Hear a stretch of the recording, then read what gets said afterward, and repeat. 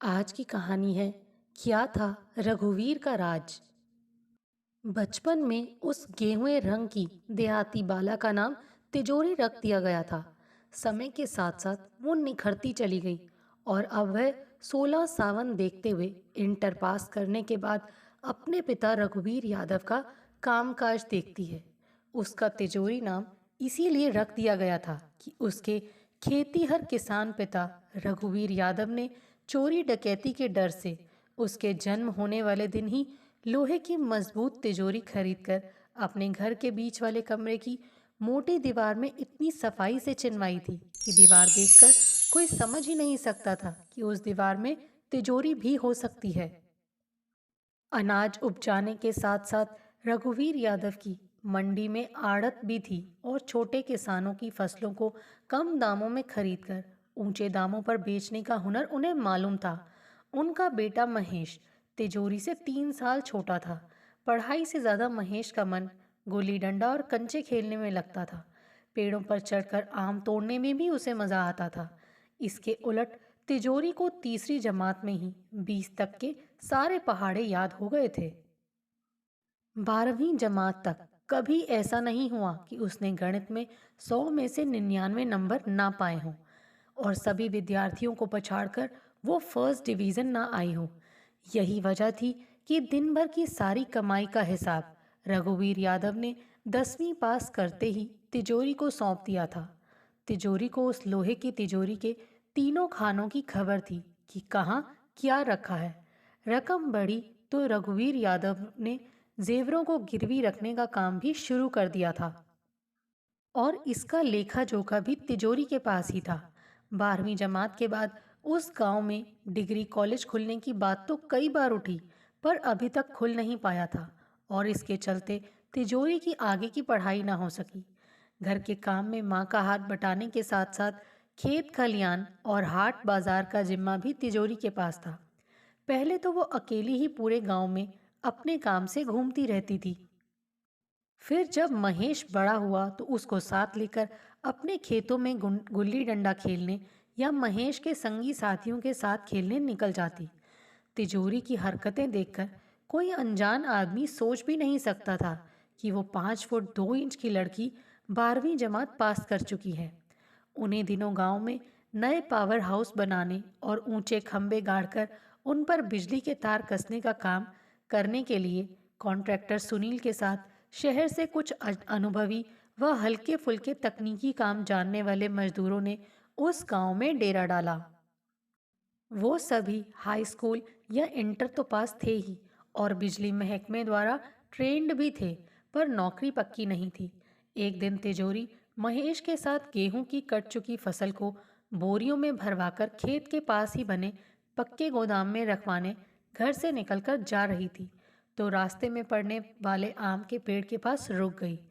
दो मोटी मोटी चोटियां और लंबी सी 2 जेब वाली फ्रॉक पहने तिजोरी ने पहले तो 3 4 बार उछलकर सड़क की तरफ वाली पेड़ की झुकी डालियों से आम तोड़ने की कोशिश की, पर जब उसे लगा कि उसकी पहुंच आमों तक नहीं हो पा रही है तो उसने महेश को पेड़ पर चढ़ा दिया। ऊपर से जब महेश ने आम तोड़ तोड़कर नीचे फेंकने शुरू किए तो हर फेंके हुए आम को तिजोरी ने ऐसे कैच किया मानो कोई क्रिकेट का मैच चल रहा हो और उससे कहीं कोई कैच ना छूट जाए। बिजली के खंभों और तारों को एक ट्रैक्टर ट्रॉली में लदवाकर उस पेड़ों के पास में गुजरते हुए असिस्टेंट श्रीकांत और दूसरे मजदूरों के साथ साथ जब कॉन्ट्रैक्टर सुनील की नज़र तिजोरी पर पड़ी तो उसने ट्रैक्टर को वहीं रुकवा दिया और गौर से उसके गवारू पहनावे को देखकर बोला, ए छोकरी, आज जितने आम तोड़ने हैं तोड़ ले। कल तो यहाँ पर इस पेड़ को काटकर खंबा गाड़ दिया जाएगा। महेश को पेड़ से उतरने का इशारा करते हुए तिजोरी एकदम से सुनील की तरफ घूमी और बोली, मेरा नाम छोकरी नहीं तिजोरी है, तिजोरी समझे। और बिजली के खंबे गाड़ने आए हो तो सड़क के किनारे गाड़ोगे या किसी खेत में घुस जाओगे। अब ये पेड़ बीच में आ रहा है तो इसे तो रास्ते से हटाना होगा ना, सुनील ने समझाना चाहा। तो तिजोरी बोली, तुम गौर से देखो तो पेड़ सड़क से 5 मीटर दूर है। हाँ, आमों से लदी 5 7 डालियां ज़रूर सड़क के पास तक आ रही हैं, तो क्या तुम पूरा पेड़ कैसे काट दोगे? मैं तो ऐसा नहीं होने दूंगी। इतना कहते हुए तिजोरी ने आखिरी कैच करे कच्चे आम को भी अपनी फ्रॉक की जेब में ठूसा और महेश के साथ अपने खेत की तरफ दौड़ पड़ी। तिजोरी के जाते ही श्रीकांत बोला, सुनील सर, वो छोकरी कह तो सही रही थी और मैं समझता हूँ कि इस आम के पेड़ का मोटा तना 5 मीटर दूर ही होगा और हमारे खंबे गाड़ने में आड़े नहीं आएगा। सुनील तिजोरी को दूर तक जाते हुए देखता रहा। फिर वो दोबारा ट्रैक्टर पर चढ़कर उसी दिशा में बढ़ गया जिधर तिजोरी गई थी और जहां बिजली महकमे ने अपना स्टोर बना रखा था। एक बड़े गोदाम की ऊंची दीवार से सटी खाली पड़ी सरकारी जमीन पर कांटे वाले तारों से एक खुली जगह को चौकोर घेर कर खुले में टेम्परेरी स्टोर बना लिया गया था। बिजली के खंभे, गोलाई में लिपटे मोटे एल्यूमीनियम तार के बड़े गुच्छे, लोहे के एंगल व चीनी मिट्टी के बने कटावदार हैंगर वगैरह सामान का वहां स्टॉक किया जा रहा था। पास में ही इस गांव से दूसरे गांव को जाने वाली मेन सड़क थी। खेतों के बीच से होती हुई पीछे के गांव से आने वाली हाई टेंशन 440 वोल्ट की बिजली को पहले तो गांव में सप्लाई के लायक बनाने के लिए वहीं पास में बड़ा ट्रांसफार्मर लगाकर पावर हाउस बनाना था और उस पावर हाउस से बिजली के खंभों की मदद से उस गांव के बचे हुए बहुत सारे घरों तक बिजली पहुंचानी थी। रघुवीर यादव के खेतों की सीमा भी स्टोर के पास आकर मिलती थी। तिजोरी महेश के साथ जब मेन रास्ता छोड़कर मेड़ों पर चलती हुई अपने खेत में पहुंची तो मजदूर गेहूं की फसल काटकर गट्ठर बना बनाकर वहां पहुंचा रहे थे, जहां बालियों से दाने अलग और भूसा अलग किया जा रहा था। तिजोरी को देखकर कुछ अधेड़ मजदूर चिल्लाए, वो देखो मालकिन आ गई। महेश के साथ कच्चे आमों की खटास का मजा लेती हुई तिजोरी एक मजदूर के पास आकर रुक गई। वो बोली, काका, ये तुम्हारे साथ मुस्टंडा सा लड़का कौन है? इसे मैं आज पहली बार देख रही हूँ। बिटिया, आज से मेरी जगह यही काम करेगा। ये मेरे ही गांव का है, शंभू। मेरा भतीजा लगता है। जवान है और तेजी से काम कर लेगा। मुझे 1 हफ्ते के लिए अपनी पत्नी को लेकर ससुराल जाना है। फसल काटने का समय है, ऐसे में एक एक दिन की अहमियत मैं समझता हूँ। शंभू लगातार उसे अजीब सी निगाहों से घूरे जा रहा था। तिजोरी को उसका यूं घूरना बिल्कुल भी अच्छा नहीं लगा। वो बोली, ठीक है काका, तुम जाओ, लेकिन अपने भतीजे को भी साथ ले जाओ। मुझे जरूरत पड़ेगी तो दूसरा इंतजाम कर लूंगी। इतना कहकर दूसरे मजदूरों को तेज हाथ चलाने का निर्देश देते हुए तिजोरी आगे बढ़ गई। अगले खेत के गेहूं, गट्ठर, बाली से दाना व भूसा निकलने वाली मशीन तक पहुंच चुके थे। काका उसी समय शंभू को लेकर चले गए थे। वो जानते थे कि तिजोरी बिटिया की इच्छा के बिना यहाँ कोई मजदूरी नहीं कर सकता। शंभू काका के साथ वापस जाते हुए पीछे मुड़ मुड़कर दूर जाती तिजोरी को देखता रहा, पर वह अपनी ही धुन में कच्चे आमों का स्वाद लेती हुई अगले खेतों की तरफ बढ़ती जा रही थी। तिजोरी ने चारों खेतों और एक खेत के कोने में चलती मशीन को देखकर समझ लिया कि काम ठीक से चल रहा है। लेकिन अभी खेतों को बिल्कुल साफ होने और गेहूं व भूसे की बोरियों को ढंग से गोदाम पहुंचाकर रखने में कम से कम 2 से 3 दिन और लगेंगे। निश्चिंत होकर तिजोरी महेश से बोली, तू यहीं रुक, मैं गोदाम से पानी पीकर आती हूँ और लौटते में गुल्ली डंडा भी लेती आऊंगी। तू तब तक उस खाली खेत में छोटा गड्ढा खोदकर गुच्ची बनाकर रख, मैं अभी आई। कहते हुए तिजोरी अपने खेतों के बीच होते हुए उस कोने में पहुंच गई जहां एक पक्का गोदाम बना था। सवेरे 10:30 बज चुके थे।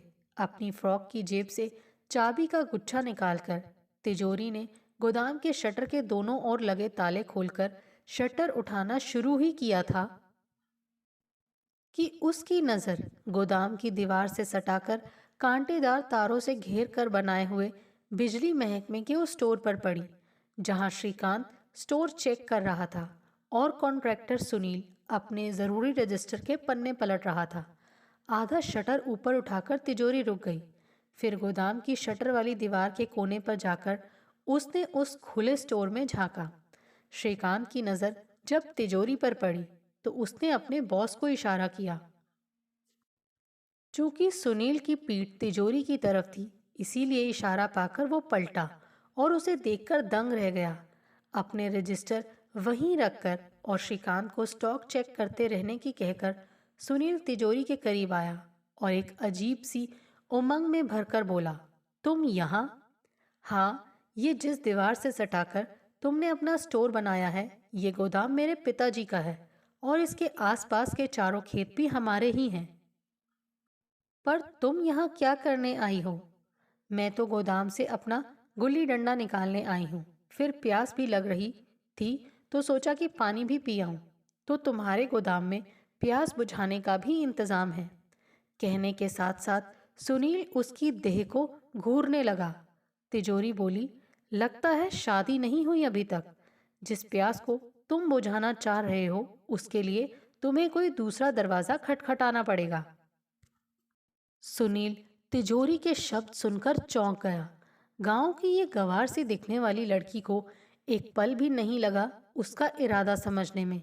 सुनील ने तो सुन रखा था कि गांव की भोली भाली लड़कियों को तो अपने प्रेम जाल में फंसा लेना बहुत आसान होता है। सुनील ने तिजोरी के चेहरे की तरफ देखा। एक निश्चिंतता और अपनी बात कह देने के बाद चेहरे पर पसरी सहजता देखकर वो हैरान हुए बिना नहीं रह सका। इसीलिए बात बदलता हुआ बोला, तुम गुल्ली डंडा किसके साथ खेलोगी? छोटे भाई के साथ। ओह, वो वहां खड़ा खेत में मेरा इंतजार कर रहा होगा। मैं चलती हूँ। कहकर तिजोरी अध खुले गोदाम के शटर की तरफ बढ़ने के लिए मुड़ने को हुई। तभी जवान और गठीले बदन का कॉन्ट्रैक्टर सुनील कलाई पकड़कर उसे रोकते हुए बोला, लगता है तुम नाराज हो गई। अच्छा, ये बताओ कि अगर हम भी गुल्ली डंडा खेलना चाहें तो सिखा दोगी? हाँ हाँ, क्यों नहीं, बहुत आसान है। बस गुच्ची में गुल्ली के कोने इधर उधर रखो और डंडे से गुल्ली फंसाकर दूर उछालो।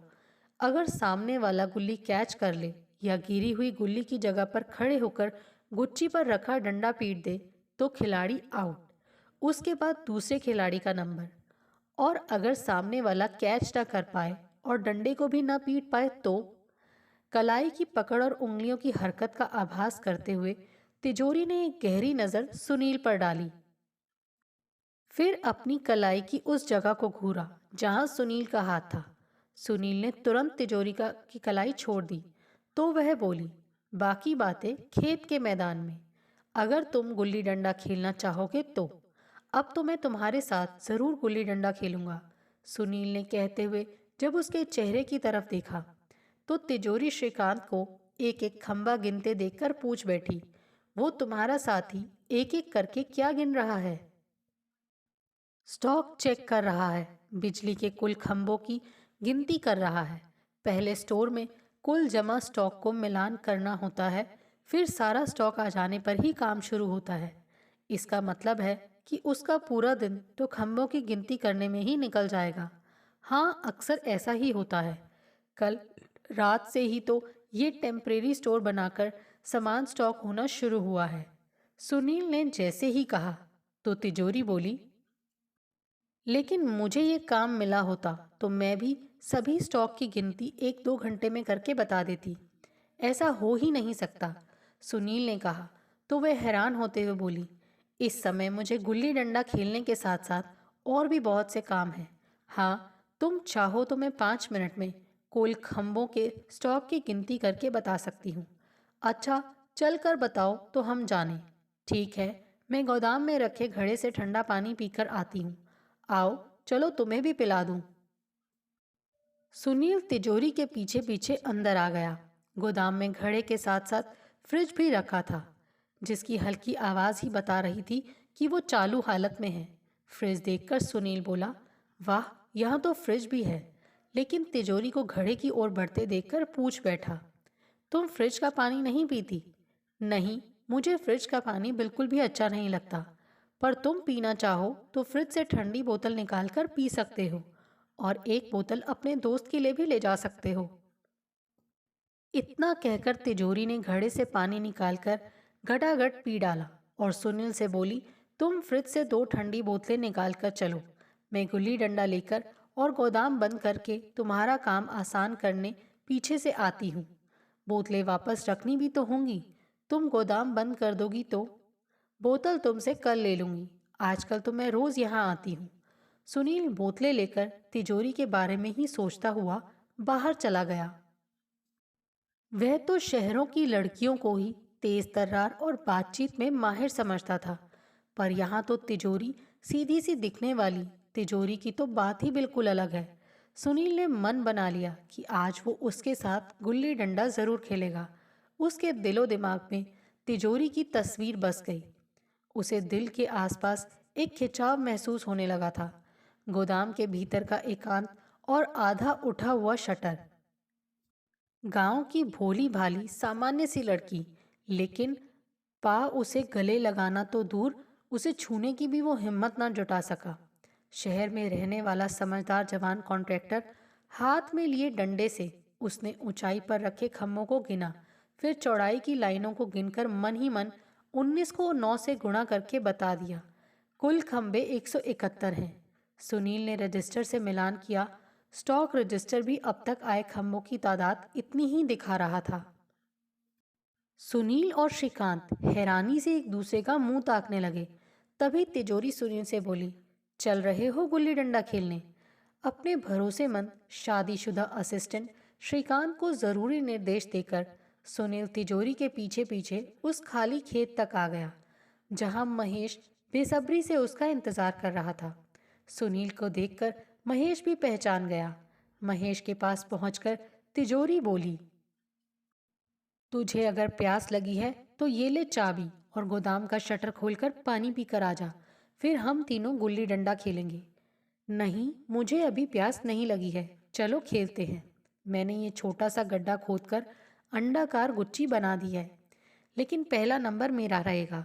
ठीक है, तू ही शुरू कर, तिजोरी बोली। फिर उसने गुच्ची से कोई 5 मीटर की दूरी पर खड़े होकर सुनील को समझाया। महेश उस गुच्ची के ऊपर गुल्ली रखकर फिर उसके नीचे डंडा फंसाकर हमारी तरफ उछालेगा। उसकी कोशिश यही रहेगी कि हमसे से ज़्यादा दूर तक गुल्ली जाए और उसे कैच करके भी ना पकड़ा जा सके। तुम एक बार ट्रायल देख लो। महेश गुल्ली उछालेगा और मैं उसे कैच करने की कोशिश करूंगी। फिर तिजोरी महेश के सामने 5 मीटर की दूरी पर खड़ी हो गई। महेश ने गुच्ची के ऊपर रखी गुल्ली तिजोरी के सिर के ऊपर से उछालकर दूर फेंकनी चाहिए, पर कैच पकड़ने में माहिर तिजोरी ने अपनी जगह पर खड़े खड़े अपने सिर के ऊपर से जाती हुई गुल्ली को उछलकर ऐसे कैच पकड़ा जो उतना आसान नहीं था। कैच पकड़ने के साथ ही तिजोरी चिल्लाई, आउट। लेकिन साइड में खड़े सुनील की नजरें तो तिजोरी के उछलने फिर नीचे जमीन तक पहुंचने के बीच फ्रॉक के घेर के हवा द्वारा ऊपर उठ जाने के चलते नीचे पहनी कच्ची की तरफ चली गई थी। साथ ही उसके उभारों के उछाल ने भी सुनील को पागल कर दिया था। लेकिन तिजोरी इन सब बातों से अनजान सुनील से बोली, अब खेल शुरू। इस बार मेरी जगह पर खड़े होकर तुम्हें गुल्ली को अपने से दूर जाने से बचाना है। मैं तुमसे 1 मीटर पीछे खड़ी होंगी ताकि तुमसे गुल्ली ना पकड़ी जा सके, तो मैं पकड़कर महेश को आउट कर सकूं और तुम्हारा नंबर आ जाए। ठीक है? सुनील अपनी सांसों और तेजी से धड़कने लगे दिल को काबू करता हुआ सामने खड़ा हो गया। उसकी नजरों से तिजोरी के हवा में उछलने वाला सीन हट ही नहीं पा रहा था। अजीब सी हवस उस पर सवार होने लगी थी। तभी तिजोरी पीछे से चिल्लाई, स्टार्ट। आवाज सुनते ही महेश ने गुल्ली उछाली और चूंकि सुनील का ध्यान कहीं और था, इसीलिए अपनी तरफ उछलकर आती गुल्ली से जब तक वो खुद को बचाता, गुल्ली आकर सीधी उसकी दाईं आंख पर जोर से टकराई। सुनील उस आंख पर हाथ रखता हुआ जोर से चिल्लाया, हाय मेरी आंख गई। कहकर वो खेत की मिट्टी में गिरने लगा तो पीछे खड़ी तिजोरी ने उसे अपनी बाहों में संभाल लिया और उसका सिर अपनी गोद में लेकर वहीं खेत में बैठ गई। तिजोरी ने गौर किया कि सुनील की आंख के पास से खून तेजी से बह रहा है। आसपास काम करते मजदूर भी वहां आ गए। उनमें से एक मजदूर बोला, कहीं आंख की पुतली में तो चोट नहीं लगी है? तिजोरी बिटिया, इसे तुरंत आंखों के अस्पताल ले जाओ। सुनील की आंखों से खून लगातार बहा जा रहा था। कुछ देर चीखने के बाद सुनील एकदम सा निढाल हो गया। उसे ये सुकून था कि इस समय उसका सिर तिजोरी की गोद में था और उसकी एक हथेली उसके बालों को सहला रही थी। तिजोरी ने महेश को श्रीकांत के पास ये सूचना देने के लिए भेजा और एक ट्रैक्टर चलाने वाले मजदूर को आदेश देकर खेत में खड़े ट्रैक्टर में ट्रॉली लगाकर उसमें पुआल का गद्दा बिछवाकर सुनील को लेकर अस्पताल आ गई। ये अच्छी बात थी कि उस गांव में आंखों का अस्पताल था, जिसमें एक अनुभवी डॉक्टर भी तैनात था। तिजोरी की मां के मोतियाबिंद का ऑपरेशन उसी डॉक्टर ने किया था। तिजोरी ने सुनील को वहां दाखिल कराया और डॉक्टर से आंख में चोट लगने की वजह बताते हुए बोली, डॉक्टर साहब, इसकी आंख को कुछ हो गया तो मैं अपने आप को कभी माफ नहीं कर पाऊंगी। तू चिंता ना कर, मुझे चेक तो करने दे, कहकर डॉक्टर ने स्ट्रेचर पर लेटे सुनील को अपने जांच कमरे में लेकर एक नर्स से दरवाज़ा बंद करने को कह दिया। तिजोरी घबरा तो नहीं रही थी, पर लगातार वो अपने दिल में सुनील की आंख में गंभीर चोट ना निकलने की दुआ कर रही थी। महेश के साथ श्रीकांत भी वहां पहुंच गया था। अस्पताल के गलियारे में इधर से उधर टहलते हुए तिजोरी लगातार वहां लगी बड़े अक्षरों वाली घड़ी को देखे जा रही थी। तकरीबन 50 मिनट के बाद डॉक्टर ने बाहर आकर बताया, बेटी, बड़ी गनीमत रही कि गुल्ली भौहों के ऊपर लगी है। थोड़ी सी नीचे लगी होती तो आंख की रोशनी जा सकती थी। डॉक्टर साहब, क्या मैं सुनील से मिल सकती हूँ? हाँ, ड्रेसिंग कंप्लीट करके नर्स बाहर आ जाए तो तुम अकेली जा सकती हो। पेशेंट के पास अभी ज़्यादा लोगों का होना ठीक नहीं है, डॉक्टर ने कहा। नर्स के बाहर आते ही तिजोरी लपककर अंदर पहुंची। सुनील की चोट वाली आंख की ड्रेसिंग के बाद पट्टी से ढक दिया गया था। दूसरी आंख खुली थी। तिजोरी सुनील के पास पहुंची। उसने अपनी दोनों हथेलियों में बहुत हौले से सुनील का चेहरा लिया और बोली, बहुत तकलीफ हो रही है ना? सारा कसूर मेरा है। ना मैं तुम्हें गुल्ली डंडा खेलने के लिए ले जाती और ना तुम्हें चोट लगती। तिजोरी को उदास देखकर सुनील अपने गालों पर रखे उसके हाथ पर अपनी हथेलियां रखता हुआ बोला, तुम्हारा कोई कसूर नहीं है तिजोरी। मैं ही उस समय असावधान था, तुम्हारे बारे में सोचने लगा था। इतने अच्छे स्वभाव की लड़की मैंने अपनी जिंदगी में कभी नहीं देखी। कहते कहते सुनील चुप हो गया। तिजोरी समझ गई और बोली, चुप क्यों हो गए? मन में आई हुई बात कह देनी चाहिए। लेकिन न जाने मुझे क्यों डर लग रहा है, मेरी बात सुनकर कहीं तुम नाराज ना हो जाओ। नहीं, मैं नाराज नहीं होती। मुझे कोई बात बुरी लगती है तो तुरंत कह देती हूँ। तुम बताओ कि क्या कहना चाह रहे हो। दरअसल मैं ही तुमको चाहने लगा हूँ और चाहता हूँ कि तुमसे ही शादी करूँ। तिजोरी ने सुनील के गालों से अपने हाथ हटा लिए और उठकर खड़े होते हुए बोली, मुझसे शादी करने के लिए अभी तुम्हें 2 साल और इंतजार करना होगा। ठीक होने के बाद तुम्हें मेरे पिताजी से मिलना होगा। इतना कहकर तिजोरी बाहर चली गई। श्रीकांत और महेश तो वहां इंतजार कर ही रहे थे, लेकिन अपने पिता को उनके पास देखकर वो चौंक पड़ी। उनके पास पहुंचकर वो सीने से लिपट पड़ी। आपको कैसे पता चला? मेरे खेतों में कोई घटना घटे और मुझे पता न चले, ऐसा कभी हुआ है? मैं तो बस उस लड़के को देखने चला आया और अंदर भी आ रहा था, पर तुम दोनों की बातें सुनकर रुक गया। अब तू ये बता कि तू क्या चाहती है। मैंने तो उससे कह दिया है कि तिजोरी अपनी बात पूरी नहीं कर पाई थी कि रघुवीर यादव ने बात पूरी की। 2 साल और इंतजार करना होगा। अपने पिता के मुंह से अपने ही कहे शब्द सुनकर तिजोरी के चेहरे पर शर्म के भाव उमड़ आए और उसने अपने पिता की चौड़ी छाती में अपना चेहरा छिपा लिया। रघुवीर यादव अपनी बेटी की पीठ थपथपाने के बाद उसके बालों पर हाथ फेरने लगे। उन्होंने अपनी जेब से 10,000 रुपये निकालकर श्रीकांत को दिए और बोले, बेटा, ये सुनील के इलाज के लिए रख दो।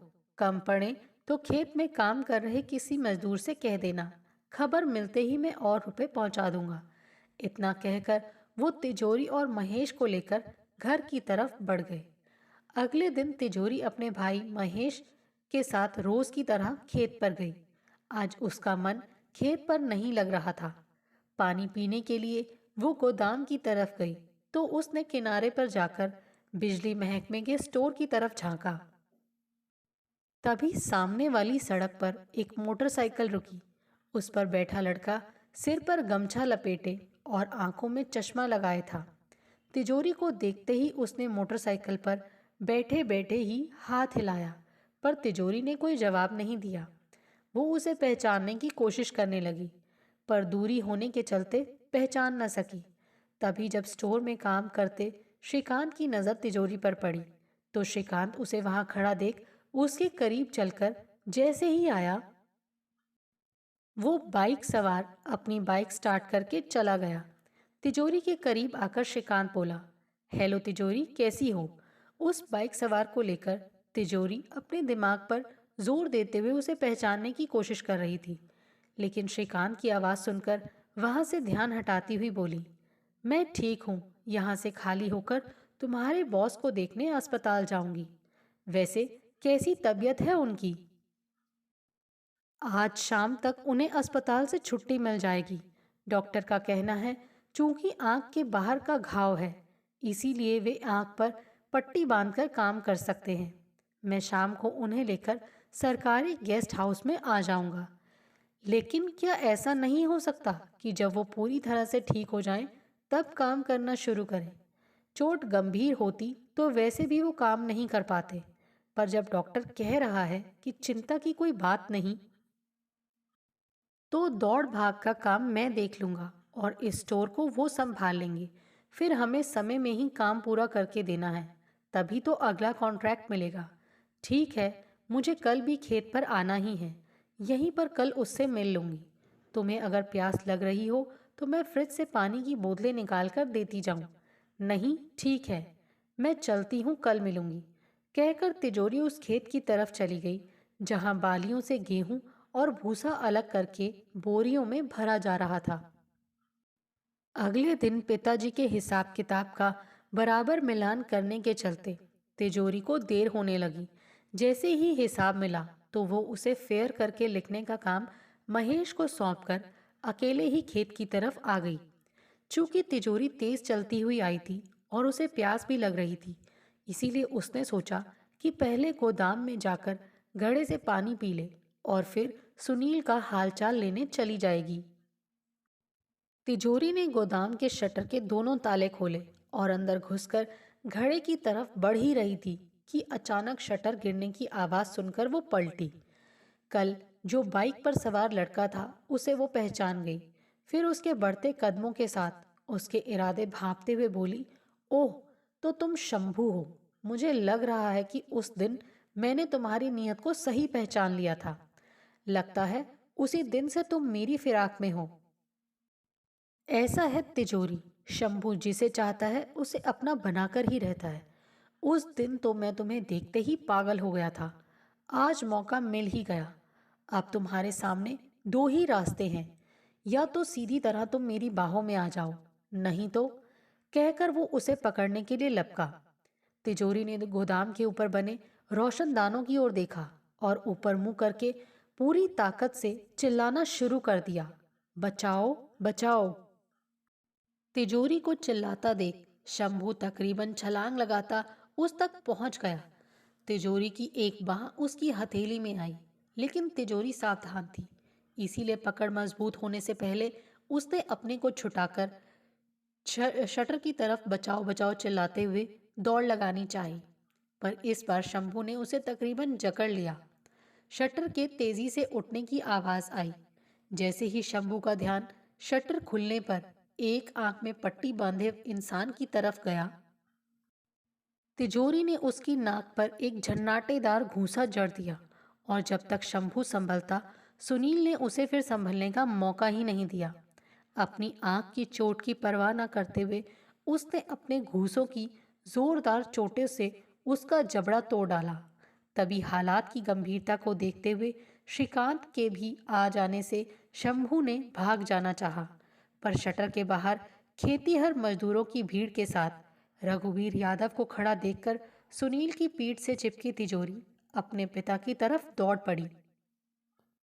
उसको सांत्वना देते हुए रघुवीर यादव बोले, 2 साल तू इंतजार करने को राजी है तो मैं इतना तो कर ही सकता हूँ कि तेरी शादी सुनील से पक्की कर दूं। उन्होंने सुनील को अपने पास बुलाकर उसे भी अपने सीने से लगा लिया। खेती हर मजदूर शंभू को पकड़कर कहीं दूर ले जा रहे थे, उसे सबक सिखाने। दोस्तों, आपको हमारी ये कहानी कैसे लगी? आप कमेंट करके हमें ज़रूर बताइए। और जिन्होंने अभी तक हमारे चैनल को सब्सक्राइब नहीं किया है, प्लीज़ ज़रूर सब्सक्राइब कीजिए। Thanks for watching this video.